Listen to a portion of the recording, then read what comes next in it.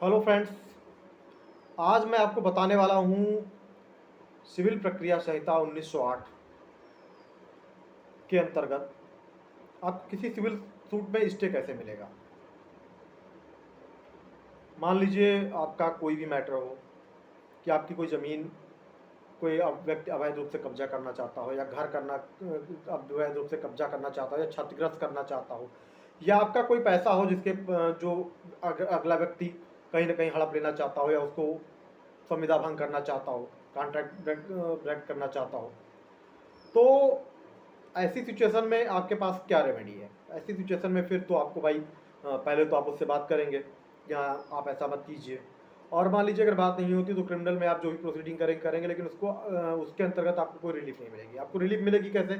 आपको रिलीफ मिलेगी जब आप सिविल सूट फाइल करेंगे, सेक्शन 19 या सेक्शन 20 आप CPC जैसा भी आपका जो भी मामला हो, तो इन दोनों धाराओं के अंतर्गत आप अपना सूट फाइल करेंगे सिविल कोर्ट में, सिविल जज जूनियर डिवीजन या सीनियर डिवीजन, जिसके यहाँ भी मामला मतलब सुनने योग्य हो, क्योंकि उसका एक जुरिस्डिक्शन है कि एक जो राशि नियत की गई कि इस धनराशि तक मामले जूनियर डिवीजन सुनेगा और इस धनराशि तक सीनियर डिवीजन सुनेगा।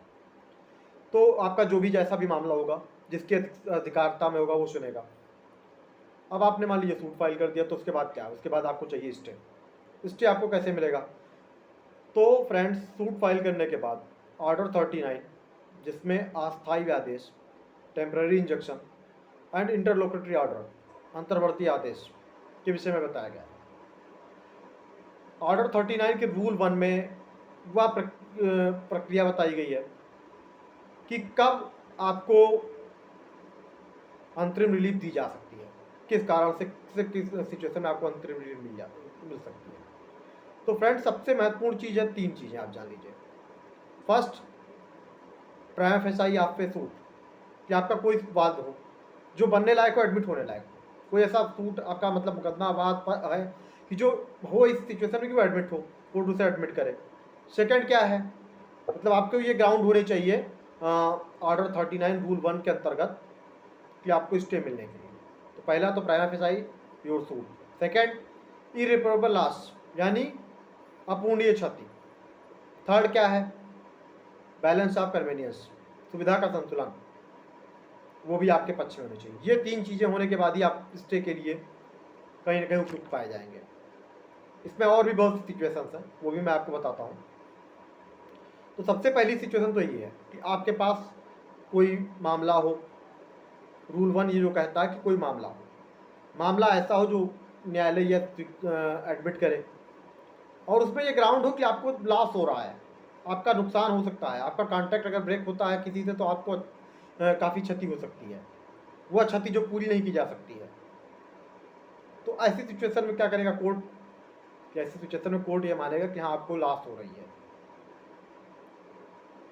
और रूल 2 में न्यायालय के पास ये शक्ति है कि वह, मान लीजिए कोई व्यक्ति जो आपका अगर क्षतिपूर्ति, आपके मकान को क्षति करना चाहता है, या आपको बाहर कर देना चाहता हो घर से निकाल कर, या आपके ज़मीन पे कब्जा कर लेना चाहता हो, तो उस व्यक्ति को ऐसा करने से वह न्यायालय आदेश करेगी कि हाँ, जब तक सूट पेंडिंग है, या जब तक कोई आदेश न्यायालय ना करे, तब तक ऐसा व्यक्ति अगले व्यक्ति के किसी भी निर्वाह में, जो जीवन निर्वाह कर रहा है, या उस संपत्ति में प्रवेश नहीं करेगा, उसे क्षति नहीं करेगा, या संविदा भंग नहीं करेगा। मतलब ये होता है कि कार्यवाही जो है, कोई ऐसी कार्यवाही दोषपूर्ण नहीं करेंगे जिससे अगले व्यक्ति को क्षतकारित हो। तो सबसे जरूरी चीज़ आप ये जान लीजिए कि ऑर्डर 39 रूल 1 3 चीज़ें: prima facie your suit, second irreparable loss, third balance of convenience.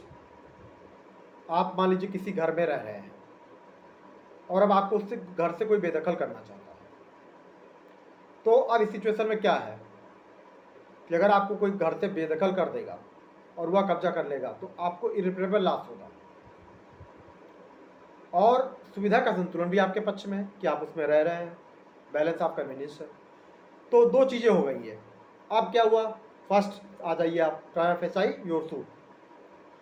तो जब 2 चीज़ें आपके फेवर में है तो सूट तो आपका बन ही बन रहा है, मतलब आप वाद फाइल कर सकते हैं, क्योंकि सुविधा का संतुलन आपके फेवर में है। फर्स्ट।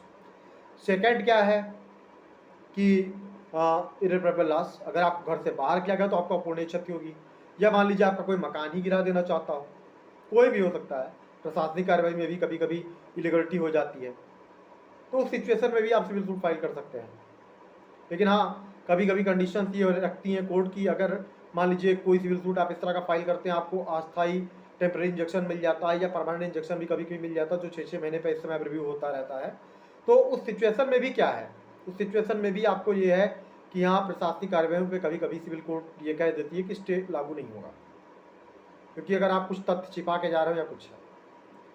और महत्वपूर्ण चीज़ एक आप और जान लीजिए इसमें, अगर आपको मान लीजिए एक बार स्टे मिल गया तो वो फिर ये इसमें अगला प्रोसीजर क्या होता है कि आपको अगर बिना प्रतिवादी को सुने स्टे दे दिया गया तो 30 दिन के बाद न्यायालय उस स्टे को खारिज कर सकता है, अगर आपने प्रतिवादी को सूचना नहीं दी तो। ऑर्डर 39 के रूल 3 में है कि आप प्रतिवादी को सूचना देंगे 30 दिन के अंदर, उस समय भी अगर आपको स्टे मिल गया तो, और प्रतिवादी आके अपना पक्ष रखे। और मान लीजिए अगर प्रतिवादी नहीं आता है और न्यायालय को यह लगता है कि नहीं स्टे आगे बढ़ना चाहिए, क्योंकि इससे अगर नहीं बढ़ा तो अपूर्णीय क्षति हो सकती है, तो उस सिचुएशन में न्यायालय क्या करेगा, कारण अभिलिखित करेगा, और कारण अभिलिखित करने के बाद स्टे को आगे बढ़ा देगा। इसी ऑर्डर के रूल 39 और रूल 2 का एक सब रूल है 2A। 2A में ये प्रोविज़न है कि अगर मान लीजिए फिर भी आपको कोई अगर जैसे क्षतिपूर्ति आपके मतलब आपके घर को क्षतिग्रस्त करता है या आपको नुकसानकारी करने की कोशिश करता है, तो उस सिचुएशन में क्या करेगी, कोर्ट एक आदेश पारित करेगी उस व्यक्ति के विरुद्ध जिसने आपको क्षति पहुंचाई है, और उससे ऐसी क्षतिपूर्ति वसूल सकती है। साथ साथ उसके के जो भी सामान है उसकी कुर्की करा सकती है।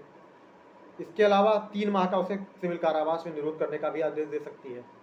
और अगर वह व्यक्ति 1 वर्ष के अंदर मान लीजिए उस कुर्की का जो भी सामान अगर वो कुर्की होती है और अगर उसका मान लीजिए कि यहाँ कोई सॉल्यूशन नहीं होता, कोई निराकरण नहीं निकलता, उसको नीलाम किया जा सकता है। और वैसे सिविल प्रक्रिया और दांडिक प्रक्रिया में कुर्की में थोड़ा सा अंतर है। जैसे कि धारा 83 में जो कुर्की दांडिक प्रक्रिया में होती है तो उसमें यह है कि हाँ आपके चलाचल सारी संपत्ति जब्त की जा सकती है, लेकिन सिविल प्रक्रिया में ऐसा नहीं है। सिविल प्रक्रिया में कुछ चीज़ें ऐसी हैं जो एक्सेप्शनल्स होती हैं।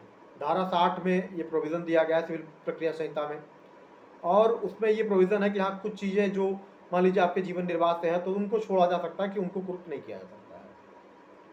तो ये थोड़ा सा एक डिफरेंस है सिविल प्रक्रिया में और क्रिमिनल प्रोसीजर में। तो फ्रेंड्स, अगर आपको कभी भी मान लीजिए